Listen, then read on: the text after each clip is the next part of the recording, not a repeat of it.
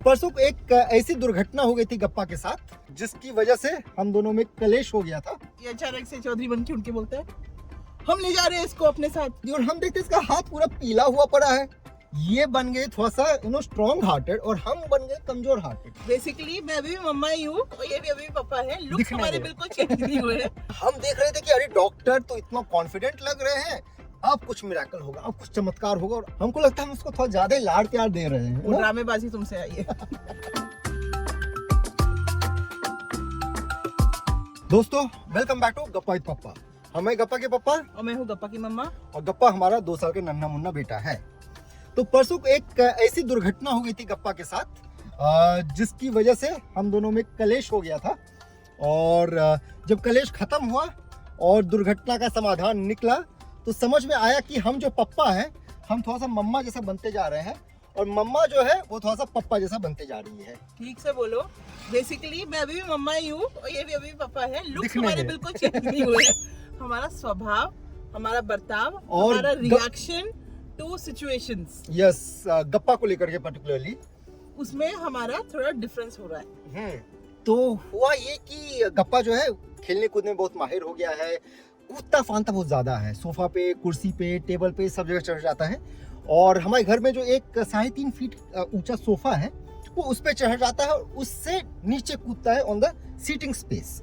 ठीक है, तो ऊपर से जब नीचे कूदता है वहां तक आई थिंक 1.5-2 फीट तक, तो उसमें कोई प्रॉब्लम नहीं होता है। हम लोग की निगरानी रहती है और जब बस कुशन होता है ना, कुशन होता है तो कोई प्रॉब्लम नहीं होती है। लेकिन परसों जब हम दोनों सोफा पे बैठे थे तो अचानक से देखिए कि गप्पा पीछे खड़ा होकर के नीचे कूद गया, फर्श पे कूद गया। और इससे हमको चिंता हो गई अचानक से कि ये तो बहुत ही रिस्की चीज है। हुआ उसको कुछ नहीं, वो किया मौज में, शौक से किया and that's part of his growing up. लेकिन हम लोग को रियलाइज हुआ कि ये बहुत ही रिस्की चीज है और इसको इमीडिएटली स्टॉप करना पड़ेगा। तो हम इमीडिएटली उठे और जाकर के गप्पा का दोनों हाथ पकड़ लिए। Just as he was about to jump again, कूदने ही वाला था, हम उसका दोनों हाथ पकड़ लिए, उसको रोक दिए नीचे कूदने से। तो गिरने से तो बच गया, लेकिन अचानक से वो रोने लग गया। पहले हमको लगा कि ही इज प्रिटेंडिंग, ठीक है, is throwing a tantrum. Basically जिस तरह वो रो रहा था ना, हमें लगा शायद वो ना गुस्सा आ गया कि मुझे रोका क्यों कूदने से। वो बात तो हो गई। सन्नी को लगा शायद वो प्रिटेंड कर रहा है कि उसको चोट लगी है। वो एक्चुअली अपना बाएं हाथ दिखा के बोलता है पप्पा तोत, तोत तोत। तो जब उसको चोट लगती है, कहीं पे चोट लगती है या कहीं पे इसको कोई मार्क दिख जाता है तो ये आता है हमारे पास हमेशा चोट बोलते हैं। चोट तो नहीं बोल पाता है, वो तोत बोलता है। दिन में 10 बार ऐसे आता है हमारे पास। हाँ, और हम उसको फिर किस करते हैं उस पॉइंट पे और फिर वो And ठीक हो जाता है। मैजिक ठीक हो Yes. जाता है। दैट्स हिज मरहम। फॉर सम रीजन यहाँ पे ठीक नहीं हो रहा था और जब ये 4-5 मिनट तक चला तो रियलाइज हुआ कि कुछ तो गड़बड़ है। दया, कुछ तो गड़बड़ है। He was genuinely crying. तो जेन्युइनली क्राइंग। और फिर हम उसका हमको लगा कि हो सकता है हमने जो उसको पकड़ा था हाथ, लेफ्ट हैंड, उसमें कहीं ना कुछ हम गड़बड़ कर दिए हैं। तो I try to touch it, हम उसको छूने की कोशिश की तो उस पे वो और स्क्रीम करने लग गया। तो फिर कंफर्म हो गया कि इसके हाथ में कुछ एक्चुअली हुआ है। जेन्युइन प्रॉब्लम है। और यहाँ पे हम दोनों का रिस्पॉन्स अलग था। सो जब ये एक्चुअली हुआ था, मैंने रियलाइज कि इसको एक्चुअली इंजरी हुआ था। I took him to my lap and मैंने उसको सहलाना शुरू कर दिया कि अरे कोई बात नहीं, ठीक हो जाएगा, गप्पा स्ट्रॉन्ग बेबी है, हाँ आपको ऐसे रोना नहीं चाहिए, ये देखो वो देखो। मैं उसको डिस्ट्रैक्ट करने की कोशिश कर रही थी और जब मैं ये सब कर रही थी मेरी नजर सन्नी की तरफ गई एंड सन्नी मुझे एकदम अनोइंगली देख रहा था। अनोइंगली हम नहीं देख रहे थे। बेसिकली हम बुक्स वगैरह जो पेरेंटिंग पे पढ़े हैं उसमें समझ में आया है कि बच्चे का जो प्रॉब्लम है, उसका जो पेन है, उसको रिकॉग्नाइज करना, उसको एक्नॉलेज करना है।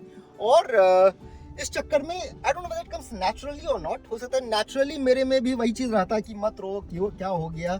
लेकिन हम यहाँ पे आई क्या हो गया गप्पा को, अरे बाप रे बाप, पेन हो गया है गप्पा को, या ये उसके साथ ना रोने लग गया, रोने नहीं। Feeling sad. ठीक है, ये भी छोटा मुंह बना लिया।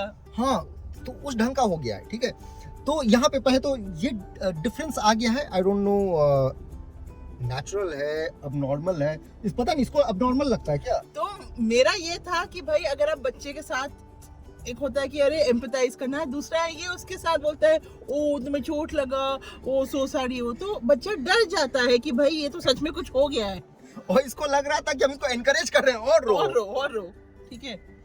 इन एनी केस हुआ ये था कि जब हम लोग 3-4 महीने पहले गांव में थे तो वहां पे भी इसको राइट हैंड में कुछ ऐसा पेन हुआ था वहाँ पे भी रात का टाइम था, हम लोग हॉस्पिटल नहीं ले गए थे और सुबह तक ये ठीक हो गया था। तो हम लोग सोचे कि हो सकता है सुबह तक ठीक हो जाएगा। रो ही रहा था, बहुत मुश्किल से उसको सुलाए और रात में बीच बीच में उठ करके वो रो रहा था। You know generally he sleeps soundly, रो रहा था। और सुमन जो उसकी प्राइमरी केयर गिवर है बार बार जग करके उसको जो बार बार हाथ हल्का सा मूव करता था रोने लग जाता था, तो मैं उसको ठीक कर देती थी कि भाई no I am there around, और उसको सुला देती थी। इस सुबह में जब हम लोग उठे तो देखते हैं भाई उसका फिर से तो वही हाल है।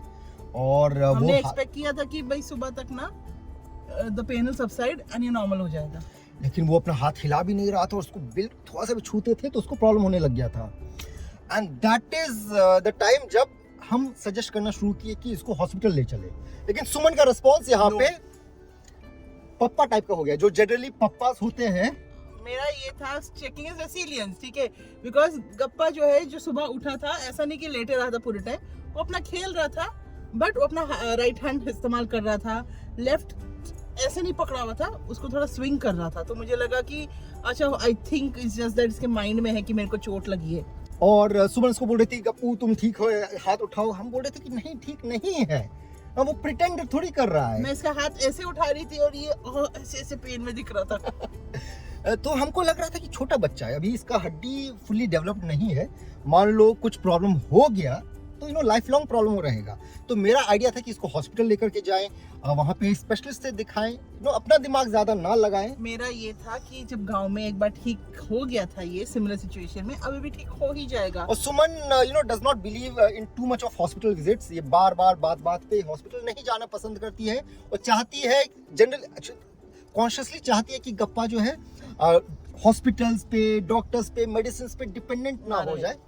एक तो वो रीजन है, और दूसरा हम लोग का जो ओवरऑल मेडिकल फ्रेटर्निटी के साथ जो हम लोगों का एक ट्रस्ट या एक्सपीरियंस है ना, वो उतना अच्छा रहा नहीं है। ठीक है, वो जो ट्रस्ट फैक्टर होता है वो एक तरह से मिसिंग है। हम लोग को लगता है कि एक छोटा सा प्रॉब्लम लेकर के जाएंगे, तिल का तार बना देगा, और जो प्रॉब्लम नहीं है वो प्रॉब्लम भी घुसेड़ देगा। तो ये इशू हो गया था और हम जिद कर रहे थे कि हॉस्पिटल जाना है, you know better to err on the side of caution and you know specialist को दिखाना चाहिए।